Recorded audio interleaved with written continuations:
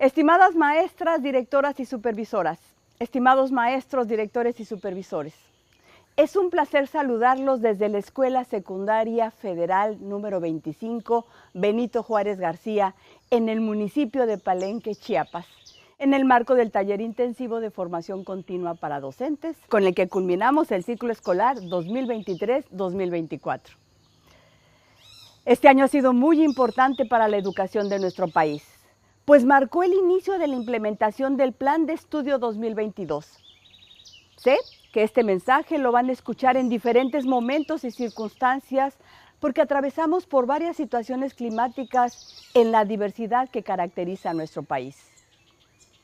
Hemos sido testigos de su compromiso para concretar la nueva propuesta curricular a través del acompañamiento que hemos realizado a las sesiones de los consejos técnicos escolares. Hemos recorrido más de 60,000 escuelas de educación pública inicial, preescolar, primaria y secundaria a lo largo de este ciclo. Casi 8,000 escuelas durante cada sesión. Sepan ustedes que hemos tomado en cuenta y sistematizado sus apreciaciones y opiniones de todo lo que discuten en los colectivos escolares. Destaca el fortalecimiento del trabajo colectivo, la toma de decisiones colegiadas y el ejercicio de la autonomía profesional para la construcción del programa analítico y la planeación didáctica.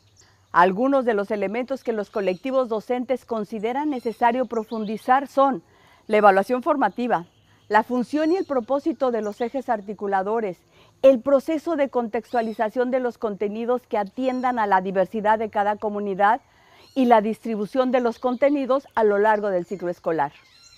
Esto significa conocer más y mejor el plan de estudio. Acercarnos a las maestras y los maestros nos ha permitido escucharlos para comprender que sí hay un cambio de paradigma educativo. Así lo expresa, por ejemplo, la maestra del municipio de Tlatacuitepec, en la Sierra de Puebla, que nos dice: tengo claro lo que necesito enseñar a mis alumnos y sé que puedo hacerlo desde la realidad de esta comunidad. Asistir, acompañarlos, compartir con ustedes en los consejos técnicos nos ha servido también para hablar con directoras, directores, supervisoras y supervisores y pedirles que contribuyan a fortalecer la autonomía profesional de las y los docentes desde su acompañamiento y orientación pedagógica. Desde su concepción, la propuesta curricular de la nueva escuela mexicana se planteó como principio y como una de sus finalidades la revalorización y dignificación del magisterio. En el ámbito pedagógico, la revalorización se expresa en el reconocimiento de que son las maestras y los maestros quienes mejor conocen a las niñas, niños y adolescentes, a las comunidades de las que las escuelas forman parte y tienen una formación que les permite decidir cómo reconocer los saberes de sus estudiantes, cómo enseñarles y cómo valorar lo que están aprendiendo. La autonomía profesional es una atribución que confiere el Plan de Estudio 2022 a maestras y maestros. En las reformas anteriores, muchos docentes experimentaron los efectos de un currículo sobrecargado, fragmentado, homogéneo, que daba poco margen a las necesidades e intereses de las y los estudiantes, así como a la imaginación y creatividad pedagógica de las y los docentes. Era un currículum que ponía énfasis en los resultados de aprendizaje en lugar de los procesos, que prescribía a detalle la labor docente y no daba cabida a los procesos diferenciados que tiene cada persona y comunidad para aprender. Es importante que reconozcamos que el actual plan de estudio está sustentado en una concepción distinta acerca de la enseñanza, el aprendizaje y la evaluación.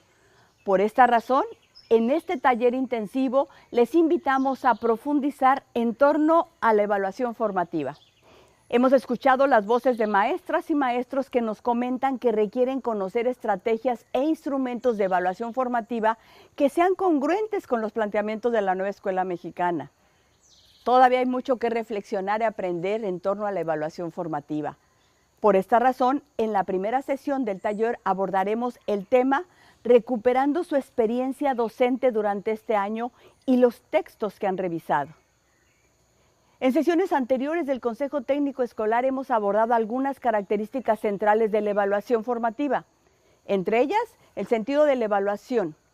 Evaluamos para apoyar el aprendizaje de nuestros estudiantes Evaluamos para acercarnos a comprender cómo las niñas, los niños, los adolescentes se están aproximando a los conocimientos. Evaluamos para modificar nuestra intervención pedagógica, para ajustar lo que estamos trabajando cuando es posible en el momento en que desarrollamos nuestra planeación didáctica y también para ajustar nuestras intervenciones futuras. En esta propuesta curricular, la evaluación tiene una dimensión referida a los estudiantes y otra relativa a los docentes, y su propósito es apoyar tanto el aprendizaje como la enseñanza. Para apoyar el aprendizaje de nuestros estudiantes como maestras y maestros, debemos clarificar qué es lo que van a aprender, cuál es el sentido de lo que aprenderán, de ser posible construirlo con ellas y ellos, observarlos, escucharlos, hacerles preguntas, revisar sus trabajos. Cada una de estas estrategias, observar, escuchar, preguntar, requiere ser analizada con detenimiento. Por ejemplo, es importante revisar las maneras en que formulamos preguntas a nuestros estudiantes y reconocer si éstas estimulan sus ideas o si solo les implica completar una frase que hemos iniciado. Si son preguntas que alientan la búsqueda de múltiples respuestas o si tienen una respuesta única, si el trabajo en el aula permite la formulación de preguntas por parte de las y los estudiantes y si damos espacio para que indaguen y profundicen al respecto. También es importante pensar en el tiempo que damos a las y los estudiantes para responder a las preguntas. Esto contribuye a que alumnas y alumnos reconozcan que el aprendizaje requiere cuestionarse sobre este proceso, que lleva tiempo e implica buscar diferentes alternativas. El trabajo por proyectos que han impulsado en sus escuelas ha supuesto un cambio fundamental en las maneras en que nos acercamos al conocimiento. Los proyectos fortalecen la participación de los estudiantes, el diálogo y la colaboración, situaciones que son igualmente importantes para los procesos de evaluación. Les invito a que en este taller compartan con su colectivo las experiencias de evaluación formativa que han desarrollado y las analicen críticamente para identificar formas de mejorarlas. La segunda sesión de este taller intensivo está destinada a reflexionar en torno a la interculturalidad crítica. La interculturalidad crítica es un eje articulador y en este sentido es un tema de relevancia social que atraviesa todo el currículo. Nos brinda una perspectiva ética para aproximarnos a los contenidos y nos exige analizar la realidad con una mirada crítica para encontrar situaciones de enseñanza que permitan a niñas, niños y adolescentes otorgar un significado personal a lo que aprenden. Los invitamos a comparar la perspectiva de la interculturalidad crítica en la nueva escuela mexicana con otros enfoques de interculturalidad y reconocer los desafíos que implica comprometerse con esta perspectiva que nos mueve a analizar, como parte del trabajo pedagógico, las relaciones en el aula, la escuela, la comunidad y el entorno, para reconocer diferentes expresiones de la diversidad y apreciarlas como riqueza. Se trata de analizar críticamente las relaciones sociales para identificar a los grupos que no son considerados, que no son escuchados o a quienes no hemos dado oportunidad de expresar su identidad, saberes, lengua o cultura. Esta perspectiva nos obliga a buscar estrategias para cuestionar y evitar actitudes discriminatorias o racistas. La reflexión y análisis sobre este tema nos permitirá profundizar sobre la función y el propósito de los ejes articuladores, su papel en el proceso de contextualización de los contenidos que atiendan a la diversidad de cada comunidad. Recordemos todo lo que significa en integración curricular el trabajo que día a día se desarrolla en las aulas, los ejes de inclusión, igualdad de género, vida saludable, artes y experiencias estéticas, apropiación de la cultura a través de la lectura y la escritura, pensamiento crítico e interculturalidad crítica del que ahora estamos hablando. Finalmente, para la tercera sesión de este taller, la propuesta de continuar con el trabajo que iniciamos en la anterior sesión del Consejo Técnico Escolar con respecto a la preparación del inicio del ciclo escolar 2024-2025.